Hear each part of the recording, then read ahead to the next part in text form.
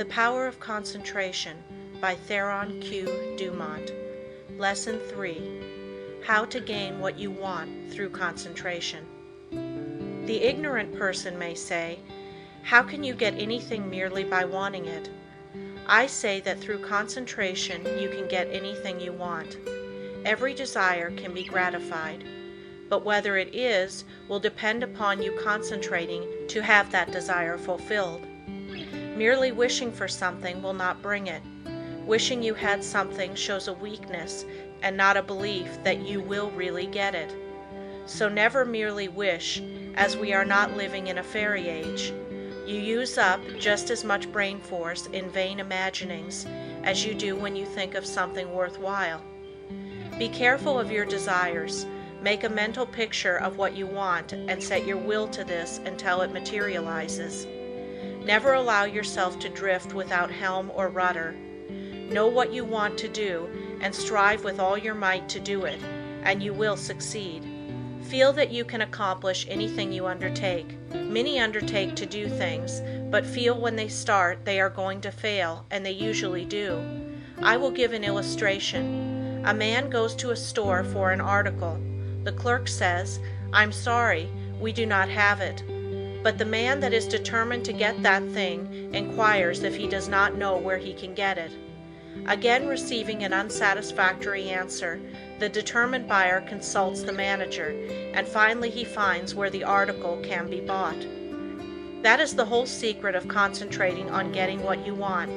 And remember, your soul is a center of all power, and you can accomplish what you will to. "I'll find a way or make one" is the spirit that wins. I know a man that is now head of a large bank. He started there as a messenger boy. His father had a button made for him with a P on it and put it on his coat. He said, "Son, that P is a reminder that someday you are to be the president of your bank. I want you to keep this thought in your mind. Every day do something that will put you nearer your goal." Each night after supper he would say, "Son, what did you do today?"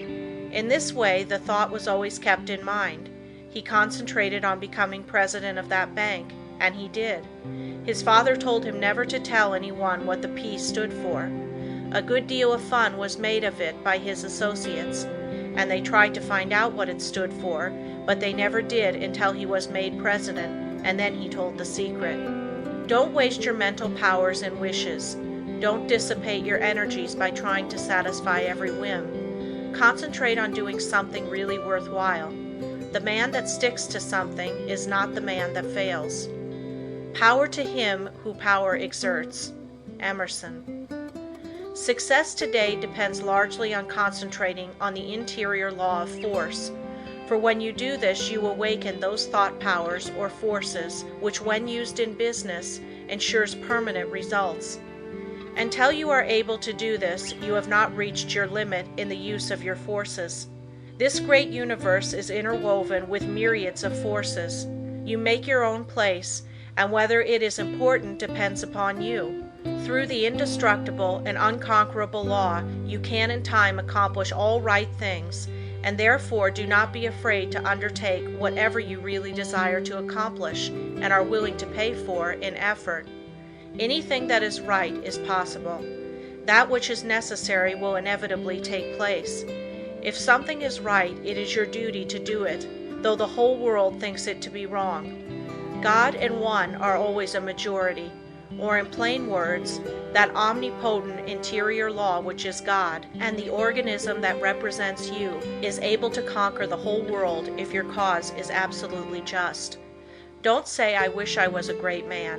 You can do anything that is proper and you want to do. Just say, "You can," "You will," "You must." Just realize this and the rest is easy. You have the latent faculties and forces to subdue anything that tries to interfere with your plans. Let the troubles and responsibilities of life come thick and fast.